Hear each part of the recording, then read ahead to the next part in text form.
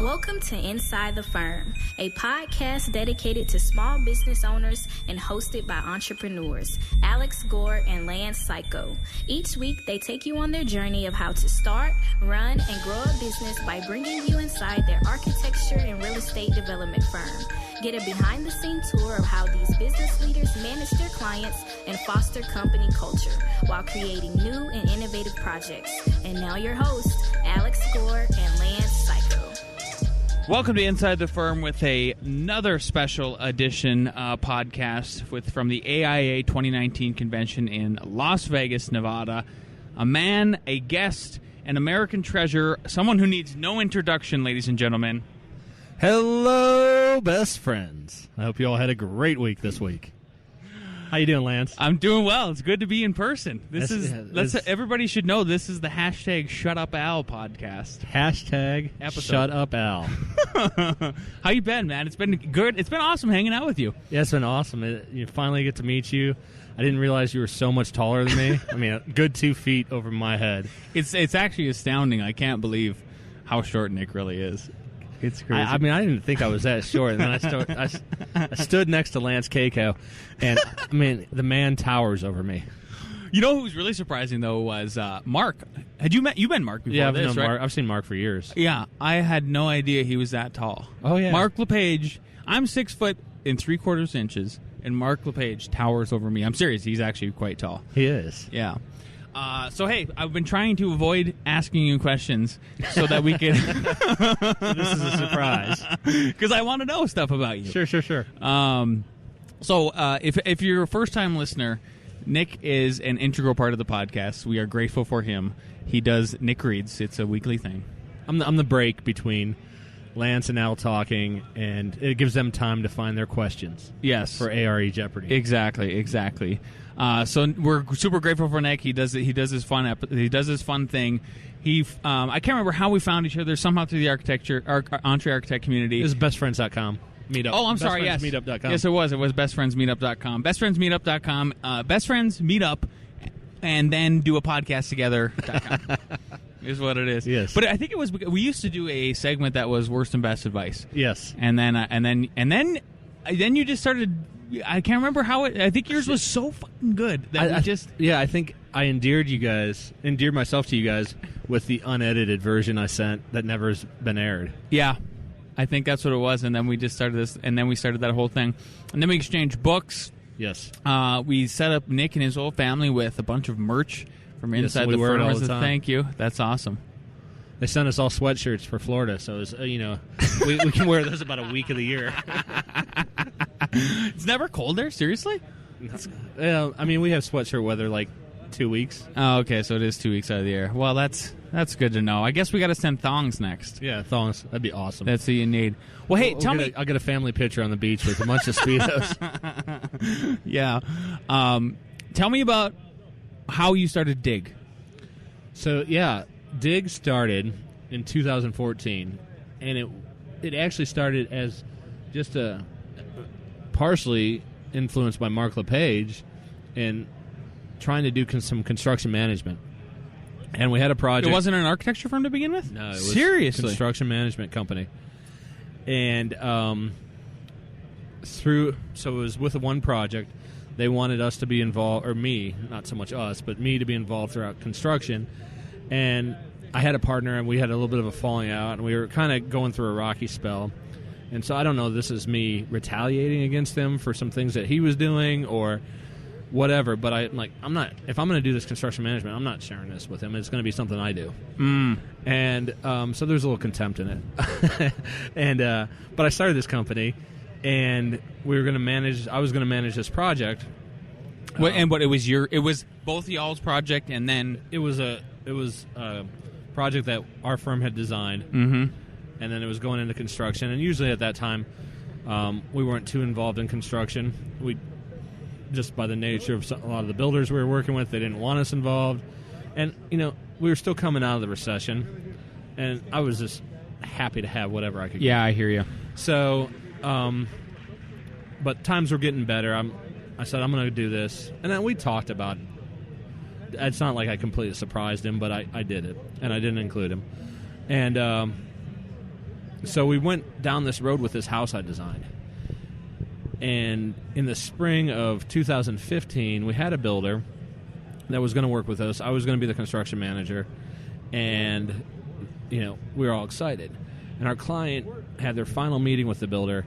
And the man said, "You're just going to have to trust me every time they asked him a question."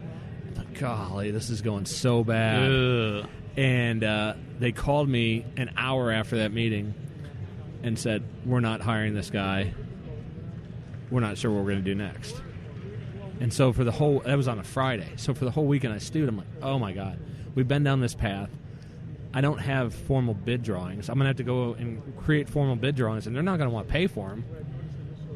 So I stressed out all weekend. And on Monday morning, they called me and said, "We talked about it over the weekend. Would you consider building this house for us?" And I was taken back. I just kind of came out of left field. That is like not. Yeah, it's further than left field. Yeah. It's behind the bleachers. Yeah. From left field. So then I sat back and said yes, quickly. Yeah. But with the caveat that I need to get registered or licensed as a builder. I'm not a builder at this point. Had you had any building experience at all? None. Just none. White collar. Yeah. I was just an architect that sat and drew pretty pictures. So I quickly called our local building trade and said, "What can I do to get licensed to build a house quickly?" And I could have gone through my state and got licensed at the state level, but they're like, it's much easier and quicker to get registered at a local level. And then you can build in our county and reciprocate to other counties. I'm like, well, of course, I'm not going to build at... Florida's a big state. I'm not going to go beyond 2 counties. So I did that. 2 months later, I was licensed. They had the patience for you to... Yeah, they waited for 2 months. And what did you show them? Did you show them your backside? I don't understand. Like, how did you convince? That's amazing. They were just so frustrated with some of the builders I talked to, and people telling them they couldn't do what they wanted to do. People telling them, the final builder. I mean, he put and Lance, budgets. He put a budget allowance in the contract for $5,000 for landscaping and site lighting. And how big was it? It was only a 75 by 150 lot, but you can't sod a lot for $5,000 and put irrigation and lighting in. No. Oh yeah, not the maybe maybe gravel. I don't know. So they're like, we just don't want to work. We trust you. We want you to do it. And they waited, and about a month after I got registered, we were building first time, broke ground on my first house ever. And we did pretty good. We came in under budget, on time. We took a year, but we came in under contract, and that house has been featured on Dwell, featured on Contemporist, keeps getting picked up in South America. I don't know why, but South Americans love your work, Nick. They love your work. Superstar down there. Not much more than a national treasure down there. Absolutely. You're an international treasure. My Lord. Down there. So, and then it's just, the funny thing was, so I'm all set up and hyped to do design build. But I didn't want to take on any more projects until I got this one done. I wanted to be done and know I could do it. Yeah, exactly. And I had all these people ask until I closed on that house. And then no one asked. So I went back to just doing architecture. And I had a separate company. I'd bought my partner out. I had a separate company that was doing architecture at the time. And I just ended up combining into one company. And now we're going to have to go back to two just because of insurance purposes, in that we're picking up and starting to look at more and more build projects. We're about 75% done with our second build right now. Did you just kind of, honestly, did you fall in love with building after that? I mean, were you just like, I really freaking like it? I love it, and I always did like it. I just didn't know to get into it. From a kid, I would take stuff apart and put it together. I knew how stuff worked. And, I thought all I should do was draw. And then all of a sudden it's like, well, I can draw, but then I can build it. Yeah. And that's so cool. It's so cool. It's so cool. And you learn so much. Oh, incredible. You cannot pay for that. At the end of the day, the clients kind of pay for they pay for that education. Yeah. But even, I've been on the construction field since I was 13. And even today, when the project we're building right now, I'm like, damn it, I didn't know about that. Even just like little tricks that the subs have, I'm like, man, if we drew this way next time and specified this way next time, it'll save time, money for the next trade. It's super interesting. Yeah, we're always talking to our subs. Are you guys? We think this drawing is cool. It looks awesome. Is it helpful? And we find out some of the stuff we really like. They don't even look at it. They don't care. Yeah. So it's like, now why am I going to draw this? Yeah. If they don't care about it, I'm just wasting my own time, and I'm wasting profit because I could be. If I didn't spend 2 hours doing that drawing, that's 2 more hours of time I could be doing something else and making more money. Yeah. So it's been awesome. I mean, getting on the field and working with those guys. And you're actually doing some of the work, right? We self-perform a little bit. The jobs like specialty items that maybe they won't do. Yeah, specialty items and jobs that people don't want to do or we can't get them quickly, we'll do. But I think that endears ourselves to our other subs because, I mean, it's one thing to do some of this stuff, but all of a sudden they look down and the architecture team is rolling out floor protection. Like, oh my God. And beyond that, it's the builder and the architecture team rolling down floor protection. That doesn't happen. No, it doesn't. No. I'm with you on that point 100%. My subs, and I speak a little, I've said this on a couple podcasts ago, like, learn to speak a little bit of Spanish and make some jokes in Spanish. And all of a sudden you come down, not come down, you just meet them at a level. Everybody meets at a level. And, I had, like, one of the best compliments the other day from my framer, who's this old guy. His name is Chencho. He's a very nice man. And he goes, like, you impress me, Lance. You are impressive. You're not like other architects. And now they only want to work with us. They're literally asking me, like, when's the next project? Sure. Which I'm like, and now it's got me thinking, like you, like, well, shit, maybe we should continue this construction thing. Because the idea was we were only going to do it for ourselves. But if I've already designed it like you've designed it, it's like you know the intricacies, you have more control over it, you already know the client, they have the expectations of working with you. See, now, and we're actually looking at taking that a step further away from being the architect, in that we have a builder that we kind of work with tightly, and we may actually be hired back by her to be superintendents on projects, which I think drawn by somebody else? Potentially. You're okay with that? Yeah, I am. You tear up the drawings? I am. Well, no, you gotta know your role in the project. Yeah. I mean, if we're superintendent, it's not our job to correct the drawings. Right. It's our job to build what's there. No, I mean critique them. Yeah, not our job. Oh, okay. It's our job to build what's there. Okay. I'm not going to look at I can't. I can't. That's not my job at that point. But on the other side, it's awesome educational because now you're looking at somebody else's work and how they got to their thing. Yeah. And you're learning from them, too. So now you're doubling the learning. You're learning from the subs, and you're learning from somebody else, which is awesome. And somebody asked me, why would you do that? And my response is, I mean, I know we post lots of pretty pictures of, like, 2 houses. But we have lots of houses that are projects that we don't post. Same and here. They're not projects they're good projects, and we're making somebody's lives better, but they're not like projects that it's going to get us back porch addition. That's not going to get me a ton of work in the future. Right. I could do that, or I could go build somebody else's cool house from scratch. I'd rather build the house. And that's why you're doing it. Yeah. All day. Yeah. Yeah. I love that. So the house you're building right now, how big is it? 4,200 square feet. It'll be our biggest house. We just put siding. Siding just went on today. While you're sitting here with which me. has been a bit of a struggle. We were supposed to go hot in the house today with electric. That didn't happen. We're now told that'll be Monday. So throwing a little wrench because we had flooring delivered today. The inside is drywalled. We're going to be waiting on cabinets here pretty quick. And we're going to hopefully be done in September. And then how long of a build was that? If you're done in September? That would have been, we got permitted at the end of November last year. Okay.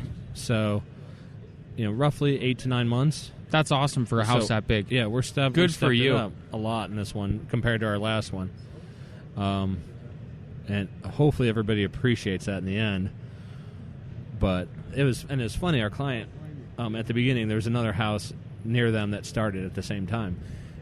And she said to me, this will be a gauge of how good you are. And I said, well, not really. The client did? Yeah. I said, that builder, they build stuff every day. Yeah. And they build lots. And lots of their stuff isn't designed. It's just houses. Yeah. it's not fair for you to compare me to them. Apples to oranges. Yeah. On the other hand, we're dried in. We're sheetrocked.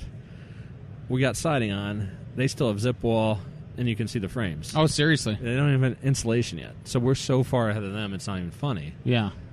So when we talk about schedule, go check out that other house. See how they're doing. What do you think do you have why we're in the same boat?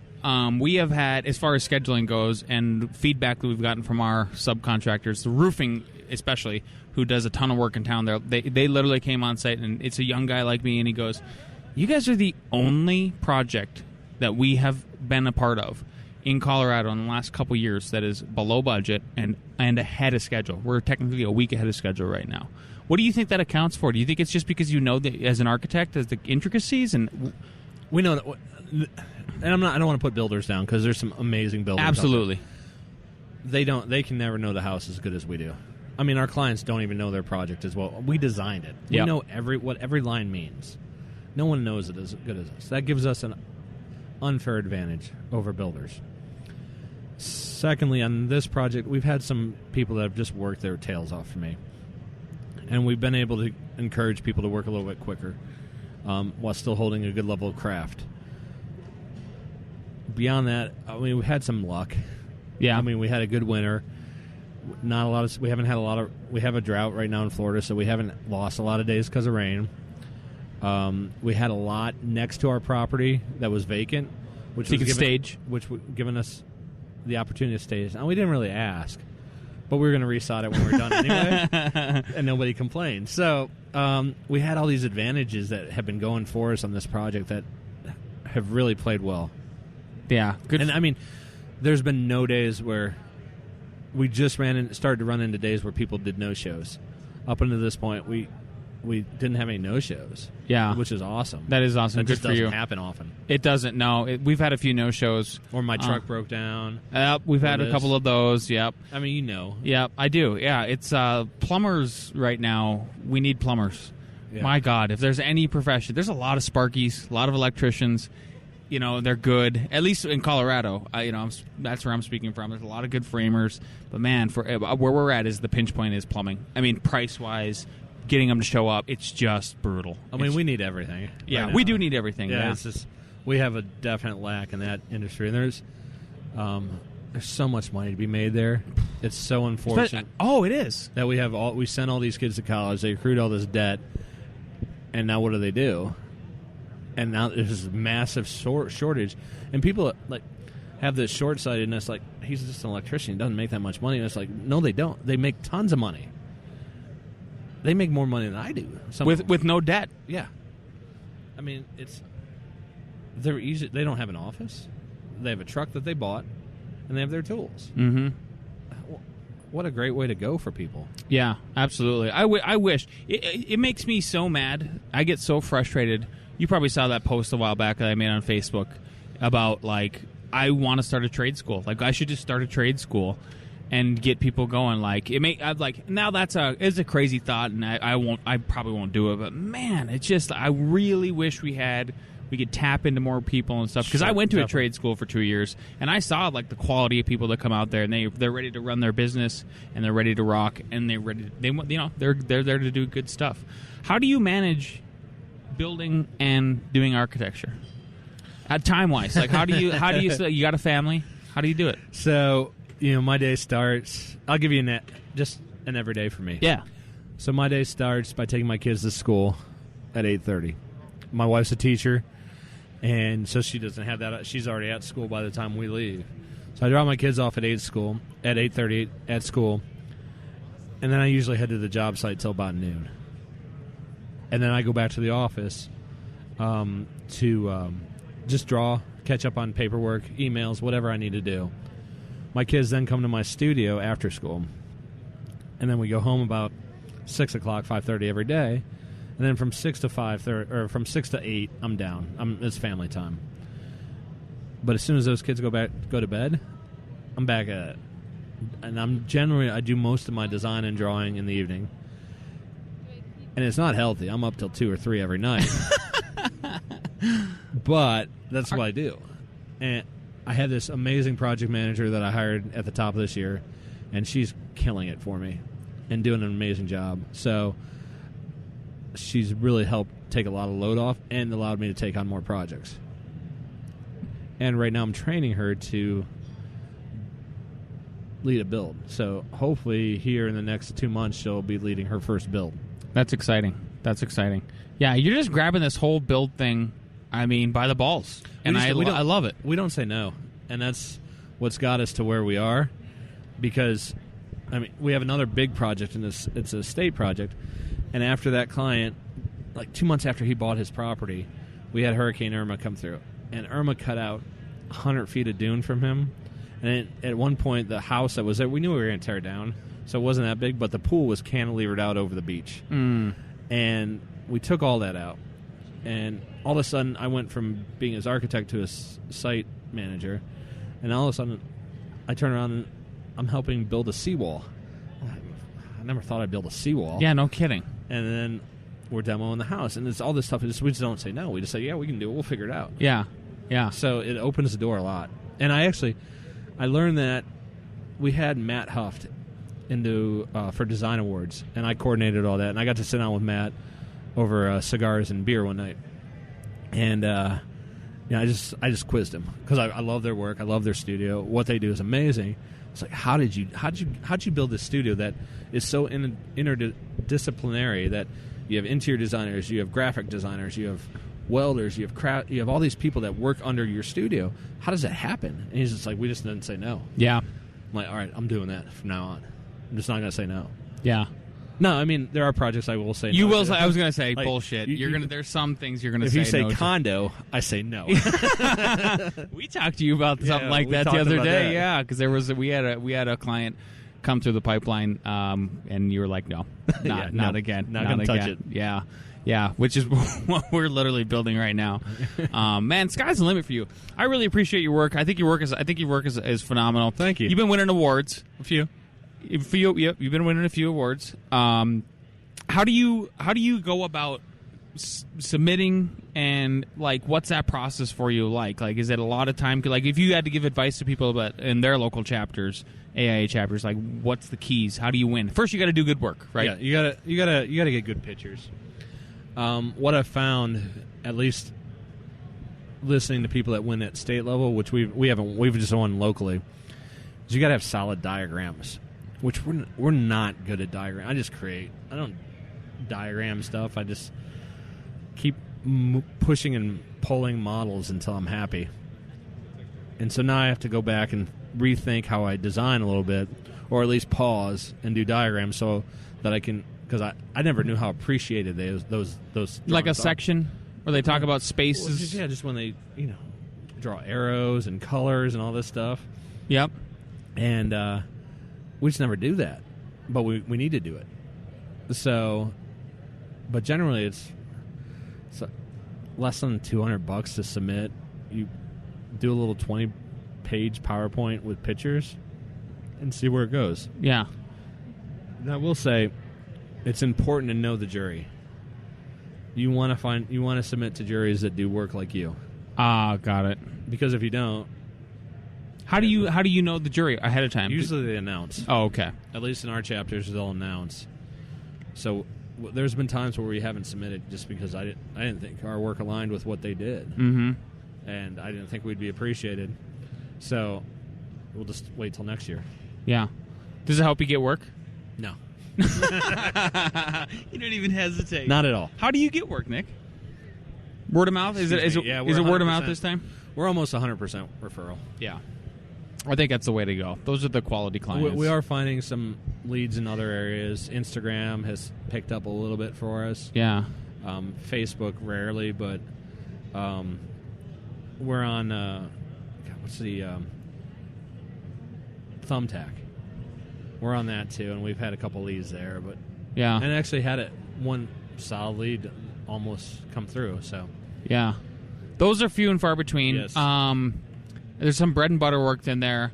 Like from our perspective, Thumbtack has produced though, like Eldorado Walls, that project. Somehow that's how they found us. Their Top Shelf, that super modern one that we're doing, they found us through there. I'm active on there just because I know something's coming. Yep. and there's going to be a time where bread and butter is all we have. Yeah. And it's coming. I agree. Speak a little bit about that. So, so the firm you were with before, right? Were you there during the whole recession, or like is that when you started after? So in 2007, I moved to Jacksonville.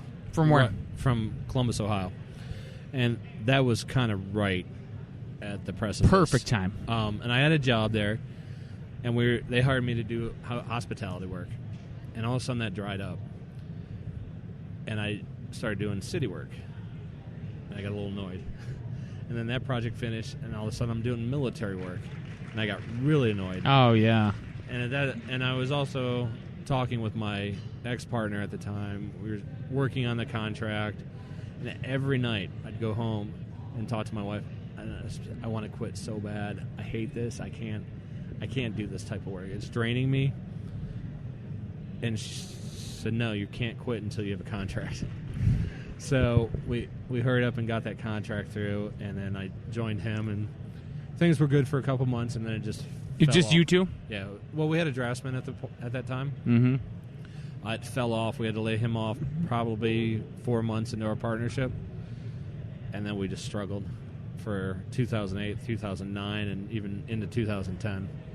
I mean, it was a struggle. I'm glad I didn't have kids. Good for you. Yet, because we were really lean. Yeah.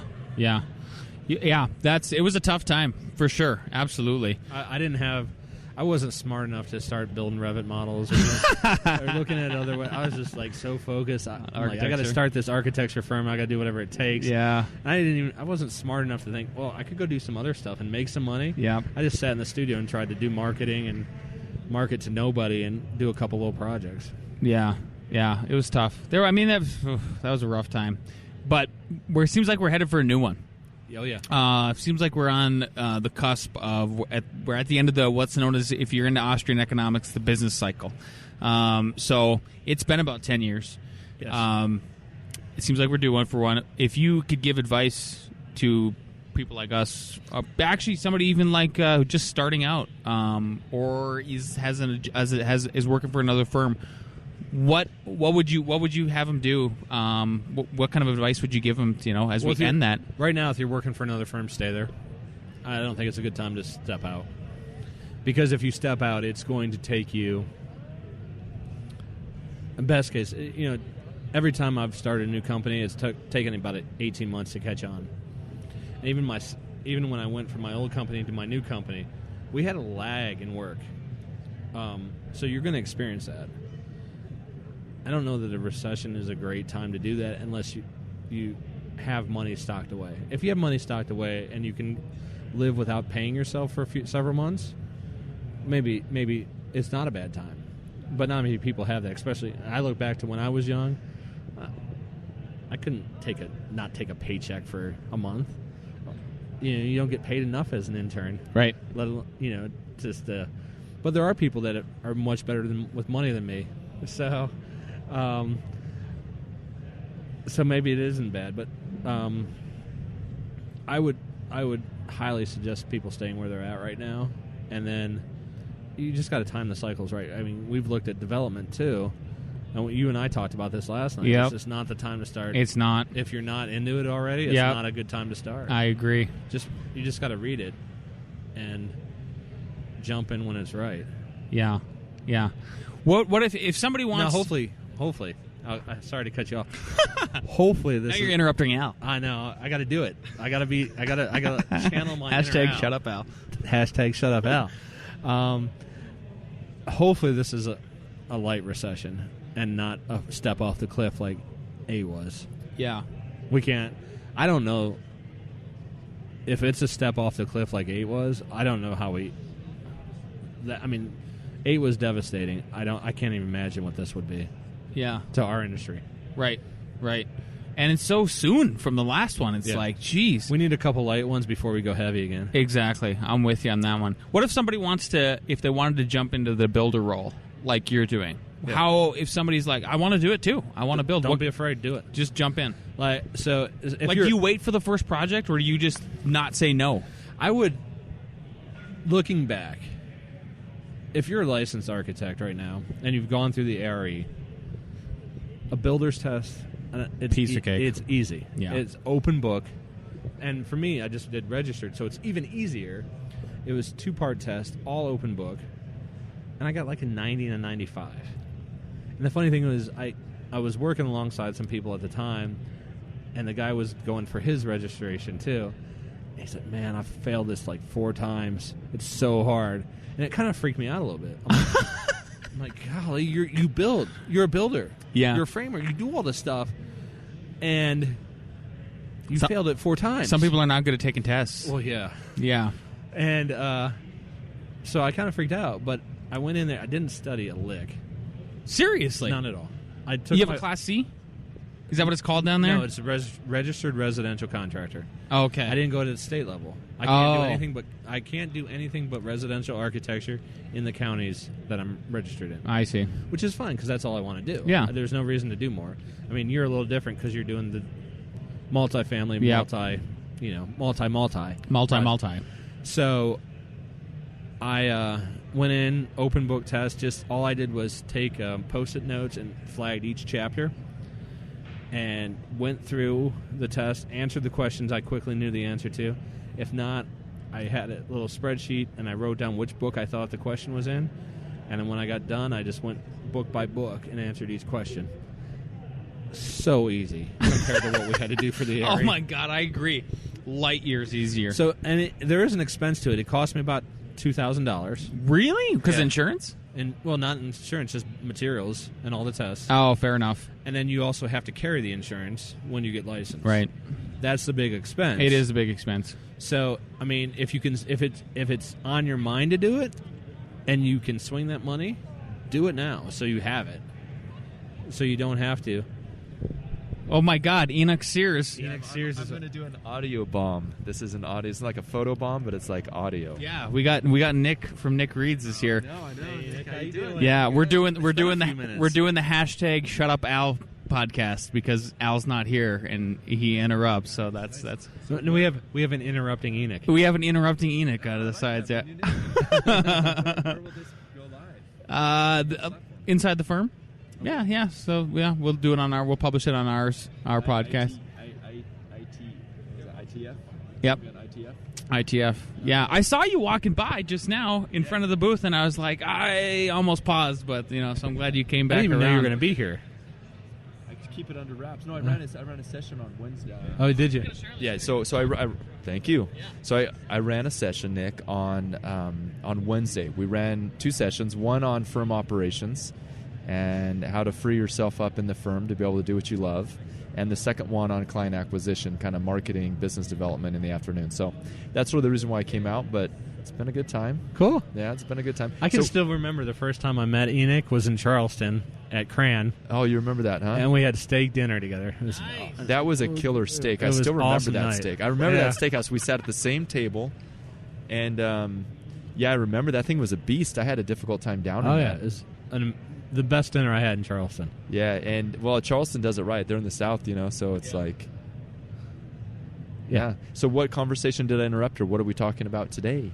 We're talking about building. We're talking about being builders, architects as builders, right? Because we've both taken the plunge, we're giving some advice like that. Can I ask you some questions real quick? You bet. All right, awesome. I'll pass the mic to Okay, Enoch. passes. Are we going to change the subject? Because I haven't really built anything. Well, so I can't- this is Enoch This is Sears. true. This is cool, man. Enoch Sears, Business of Architecture, major big name in the architecture podcasting industry. He's had Alex and I on before. I would love to come on again, especially after the development project, to talk real numbers, because that was one of the questions you asked us. Is like, okay, I want to know numbers. Like, what did it cost for the land? How did you finance it, and all that. So one of the questions I've been asked everybody, like with Nick, was, it's Great Recession, right? 10 years ago. We're at the end of the business cycle again. If you could give a small firm architect or business owner any advice as we near that end of that business cycle and try to prepare for it and keep the boat floating, what is it? Save money. Save money. Lay off quick. No, I think the one thing that I've learned in my entrepreneurial journey, Lance, is that honestly, investing yourself is the best investment you can make. Because if you're the kind of person that can go out there and survive any downturn, if you know how to create relationships, if you know how to be able to, quote unquote, sell yourself or influence, you're good. You're good. You're good. That's a skill I didn't have 10 years ago, but I've been able to develop that over time. So I think that's ultimately, for me, life is a journey. It's about becoming. It's not necessarily about the destination. We know the cycles are going to happen. Yep. Something crazy may happen next time, but if I have the ability to go out there and make money and make business happen because I've invested in my skill set as a communicator, my skill set as a personality, as someone that can connect with other people, that's valuable. Do you think this next one's going to be bad? Do you think it's going to be soft? Come on, we want some oracle advice. Yeah, I predict. Let me look. We're not paying you for that advice either. We just want it. I'm not going to hold you to it. Let me look in my crystal ball. No, it's interesting because it's difficult to look ahead and imagine a time when resources are scarce. When right now, I know all architects are flat out. You know what I'm saying? What will the next crisis look like? I don't have a clue. I haven't been around long enough. I've only been through 2 dips. So right when I graduated from school was the dot-com bust. Yeah. And the year before that, there were like 35 firms at my school recruiting. The year I graduated, there was 0. So I kind of saw the effect of that. But the one I lived through, of course, was 2008. Yeah. So you're probably asking the wrong guy, man. Like, I've only been through 2 of these. Like, we're coming up on, kind of maybe the peak of one. But it's something I think about. It's something I think about. But I just focus on the skill set, man. I just focus on becoming a kind of person that can hustle, that can make money. Just make money out of thin air, man. If you have that skill set, you will never go hungry. I agree. Yeah. And I think a lot of architects come out of school and I don't think they realize the skill set that they have, right? I mean, the problem-solving skill set, right, and the ability to go and communicate a really complex design to somebody shouldn't be underestimated, right? Plus, and then you get, you do what Dick and I are doing, and you start building. Maybe you start to do some development. You've got all these software, skills that you can take on. You can express yourself. So. Yeah. I think the build helps through recessions because now we've extended our billable time because architects will see the recession that's first. That's a good way to think about it. You're extending the billable time. So we have the opportunity to make money longer. So we need to hustle to get more builds in the ground as architect builders because once a build starts, rarely is it going to stop. Yeah. If it's funded, it's funded. It's funded. So if we can get a couple, and which is what we're doing, we have potential 4 builds right now that we're looking at. If we can get those in the ground before something happens, we know we're going to buy ourselves an extra 6 to 12 to 18 months, depending on the size of the project. That'll carry you a long way. Because we'll as architects, we'll see it about 6 to 8 months before the builders. So we'll start to struggle then, but we'll know that we got another 18 months on the back end, potentially, that can carry us and keep making us money. And now, at that time, we may be swinging more hammers than we would otherwise because at that point, why are we going to pay somebody to do something we can do and we have the time for? Go ahead, Enoch. Sure. So, something you said made me think about this business model of building, right? There's advantages, like you said, to be able to, you extend the amount of time you're involved in a project. You also are able to you acquire one client, and you're able to profit not only from the design but also from the build, which is amazing. So if I was doing architecture full time again, I would be in the game of construction for sure. But I was just wondering what your guys' perspective is on why don't more architects build? Because to me it's a no-brainer. I'll give you one example. So a firm that I've worked with out of Boston, Omot Plum, she said they recently moved into actually building. She's like, why did we not do this earlier? This is amazing. It's so much more profitable. They have more control, less change orders, less problems in the field. You don't have this, you can fire the GC, so to speak. So why do you guys think it is that more architects aren't doing this architect-led design build model? I can answer that real easily because I've thought about it a lot. There is this, architects have this fear of liability, and that's what drives a lot of it. Or and some of it is fear of responsibility. You just got to own it. And if something goes amiss on a project and there is a lawsuit, you're not sheltering yourself that much by not being the builder. You're going to get sued. Right. And what really cemented that with me was in, I think, 2015. I got sued as the architect of record for a condo project that happened and started construction before I lived in Florida and before I was a licensed architect. They just tied to it? I wasn't, but they just were able to toss a loose string and sue me. And yeah, I ended up getting out of it. I didn't have to pay them anything, but I had to pay my attorneys quite a bit of money, and I had to pay my insurance company quite a bit of money because over 2 years I had opened suit against me, which tripled my premiums. So you can't fear that liability. If somebody's going to find a reason to try to make you liable and drag you into a suit, they're going to do it. Don't fear it. Just own it. Yeah. Like Al says. Yeah. And Jocko says. Own it. I would come at it from a fear perspective, too, in that I think architects are afraid to go out there and try to understand the building process from the first shovel in the ground, the first backhoe in the ground to the last nail in the roof. I mean, and admittedly, I was afraid when we started our current development project in that, like, I don't know how the underground stuff works. I've never seen it happen. I've been on construction sites my whole life, but I've never seen, like, when the plumbing comes in, when the electrical comes in. And now that I've seen it, I'm like, that is ridiculously simple. There's nothing to fear about that. And then I've also seen, just from plumbing, like, oh, that's how you tried to charge me an extra fee, and like, nope, because I'm the designer and I have my engineers and I'm the contractor, I could get my engineers on the phone and go and they were trying to say that they saw more things in the drawing that there was, but like, nope, there's not more thrust blocks, there's the exact same amount of thrust blocks, there's no extra fee, get it done, So I don't know, that's what I would say. But like, once you do it, once you've done it once, right? Yeah. Like you did with your one build where you said, I'm not taking on extra builds, and then it dried up afterwards. But like, once you got through the one, you know the process. So, because you don't get it from CA. You just need to be a leader. Really, it's a simple job. You just have to lead people. Do you guys foresee more architects are going to be following your model? Do you see the industry changing in terms of the single-family residential, multifamily space, where you'll see more guys like you out there kicking butt doing this? I think it's coming back. I mean, architects used to build. We used to build all our stuff.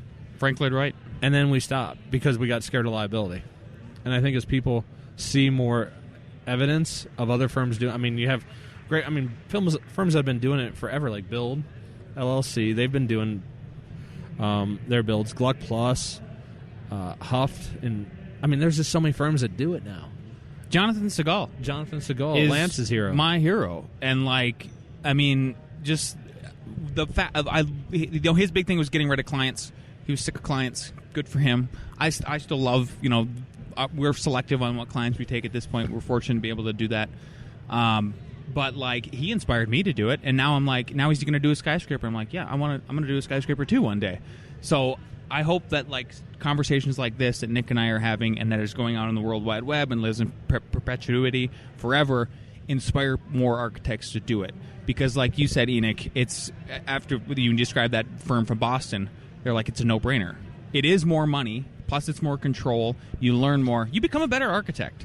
Yes. And to me, that's part of the key is like, don't you always want to be better than the next day, every day? So I hope so. I hope more do it. And one question I've been asking everybody, maybe I'll ask you right now, is this. And it relates to, do I think more people are going to become master builders because of this technology? So like 3D printing, right?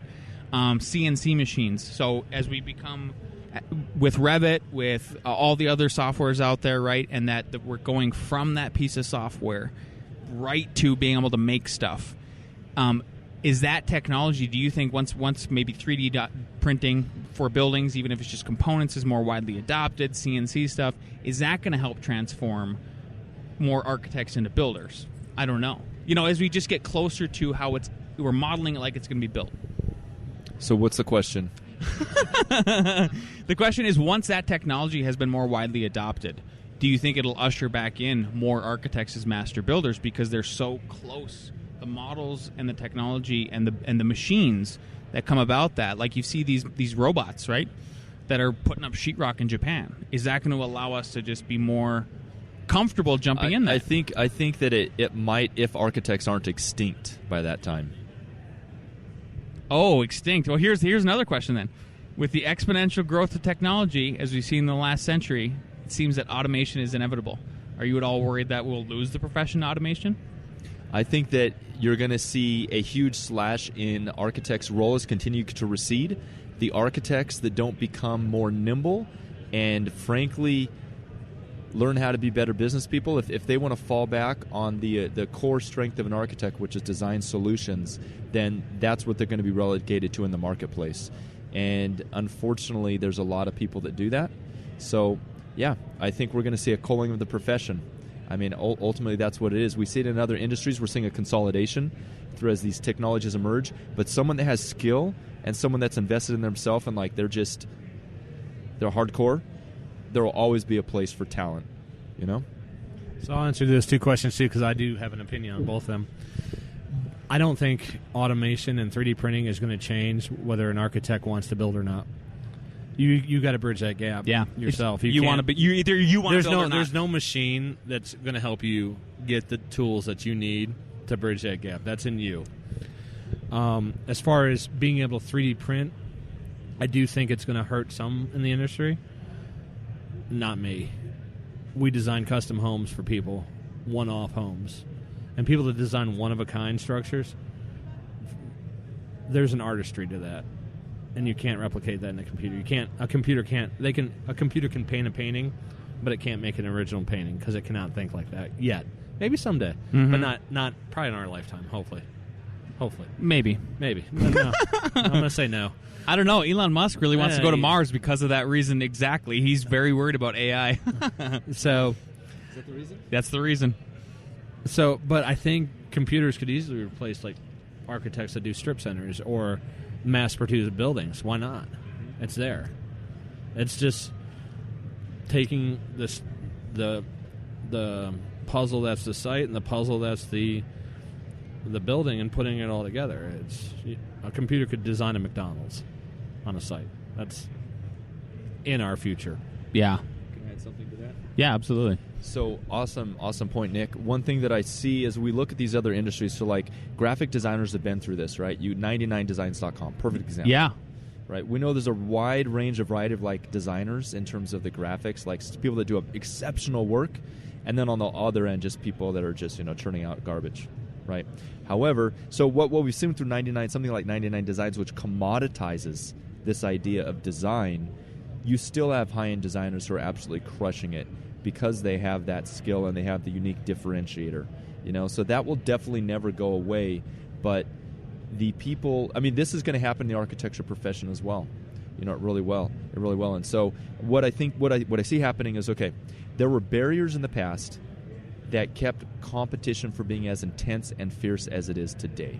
What I mean by that is, for instance, if you needed to find an architect, you were pretty much relegated to your local circle because there was no communication. There wasn't the information we have today. Yeah. Right? So people are going online more. These barriers that we had in the past that would kind of insulate us and make it easier to succeed without some of the skill set and without some of the ability of an architect. Like, now, look at this. If you're going to compete with this amazing architect in a completely different part of the world, you're going to have to up-level your game, right? So I guess that's kind of what I see is like it's gonna be survival of the fittest, because as these barriers get broken down through technology and different websites, they're like, a Yelp for architects that may come out that's like really legit. Houses already doing some of this, more reviews, more transparency.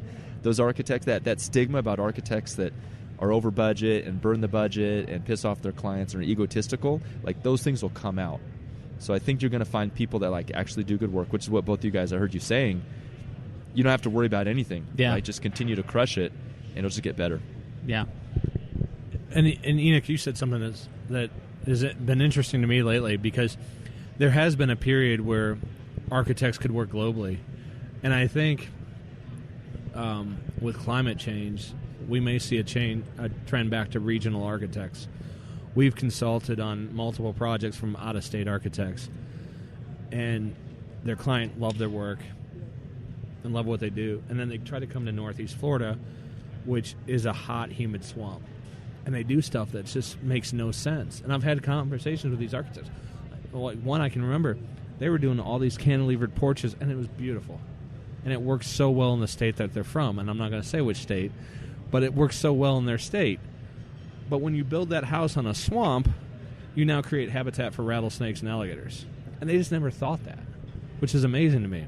So that's just a little step. But as our climate changes, and we know it's changing a bit, and our storms are getting more intense and this and that. And I know Lance and I may disagree on that a little bit. But the storms are the water's getting warmer. Our hurricanes are going to get more intense.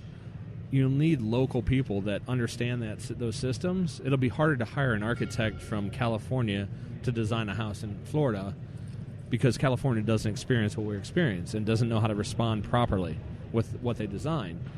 And not to say that they're any worse. They're still phenomenal designers, but they just don't understand the environment as well. And it's hard. It's really hard to understand.